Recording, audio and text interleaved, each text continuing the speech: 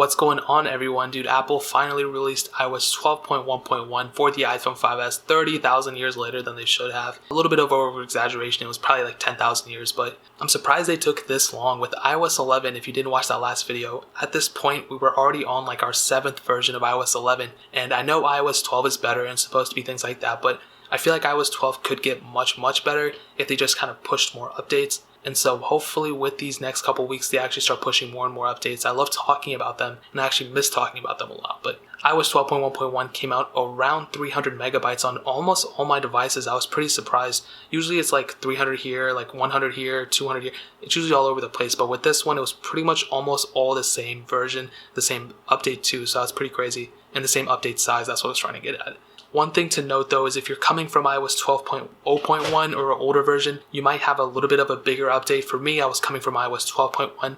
So if you're on your iPhone 5S and you see it's a little bit bigger, you might see that you're actually on iOS 12 or another version instead of iOS 12.1. But that's pretty much where I'm going to say that at. Now, there were a lot of bug fixes and everything, but a lot of them were only situated for the newer iPhones like the iPhone XR, the XS, and the XS Max. But what I will say is that there were still a lot of bug fixes for the iPhone 5S too. But a lot of new cool improvements were for the iPhone XR too, so that's pretty neat. I will talk about those in a different video. But for the iPhone 5S, a cool little update actually came within FaceTime. Now, I don't think I have FaceTime enabled here, I don't. But if you have been using FaceTime with iOS 12, you probably noticed that in order to flip the camera back and forth, you have to click the screen, then you have to click another thing, and you have to click the screen again in order to flip it back and forth. And before on iOS 11, you could have just tapped that thing in the corner and it actually flip. So that was kind of annoying. But now with iOS 12.1.1, they redesigned the experience a little bit in the UI. So now you just have to tap the screen, you can just flip back and forth right there. If you want to see a demonstration of this, go watch the iPhone 6 video of iOS 12.1.1. It's demonstrated on there. But that in and of itself is probably a reason enough to update for a lot of people. That's a really cool little feature that they added, then they took away with the original version of iOS 12. Now they added it back in, so can't really blame them, but that's really cool. Now, another thing within iOS 12.1.1 is actually the ability to take live photos. I don't know if the iPhone 5S supports it though, because the iPhone 5S was not able to take live photos. The iPhone 6S is where it started at. So I don't know if the iPhone 6 is able to support it either, but if you guys want to check it out and let me know in the comment section below, I will go ahead and pin that comment so other people can go ahead and make sure that either that works or it doesn't work. So if you guys want to check that out and let me know, that would mean so much. But those are two cool little features that they added within iOS 12.1.1, and that's a really cool update. And those two things in and of itself could be a huge reason to update for a lot of people, let alone the bug fixes. But another quick little bug fix that actually it didn't affect me personally, but I could see how it could affect a lot of people was, if you didn't know, voice memos actually syncs up with your iCloud account. This actually allows you to look at your voice memos on your macOS Mojave device, whether that's a MacBook or iMac or whatever. And for some reason, for a lot of devices, voice memos was not syncing up properly to their iCloud account. But now with iOS 12.1.1, that actually fixes it. So it should have synced already by now. The iPhone 5S is a little slower than most iPhones. But on my other devices, they usually synced up already. But now they actually fixed that, so now your device will sync up properly. So your voice memos will now sync up properly to your iCloud account, so you don't have to worry about anything else like that. And like I said, there were a lot of other bug fixes and improvements like that too.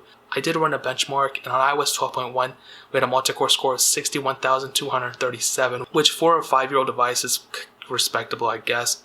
And I just reran it, but for some reason it went down to 58,760.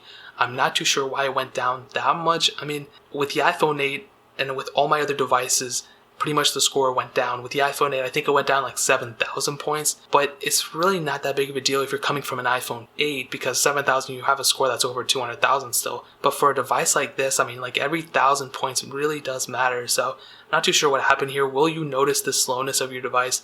Probably not, honestly. I mean, it's still like a very capable device 100% for what it is and how old it is. The fact that it's still getting updates is beyond me. You probably won't notice the difference, like I said, but you will probably notice the improvements in stability and bug fixes and stuff like that. So what I'll tell you is, if you're on iOS 12.0.1 or 12.1 or even the original iOS 12, I'll just say update. I mean, you're just getting a better version of iOS 12, and you're really not going to miss out on too much if you update, obviously. So I would definitely tell most people update to iOS 12.1.1.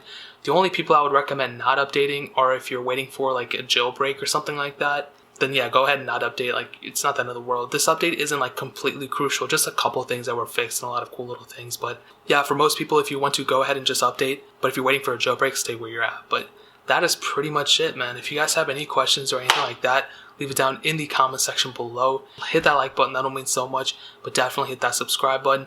I'm still giving away 2 iPhones, an iPhone SE and another iPhone SE, giving one away December 14th and another one December 28th. So if you want to enter this giveaway, just click the first link in the description and watch that video. It's completely free. It's on YouTube, obviously. I sound like a guy trying to sell a course, but that video explained how to enter. It's just follow me on a couple places and there's a couple more steps, but watch that video in its entirety so you can actually figure out how to do it. But that is linked down below. Also check out the other links down there too, my Twitter, my Instagram, my second channel. All those things are linked down below. I'd really appreciate if you guys would check those links out too. But more importantly than everything else, I love every single one of you guys. Hopefully I'll catch you guys in the next video. Peace out till then.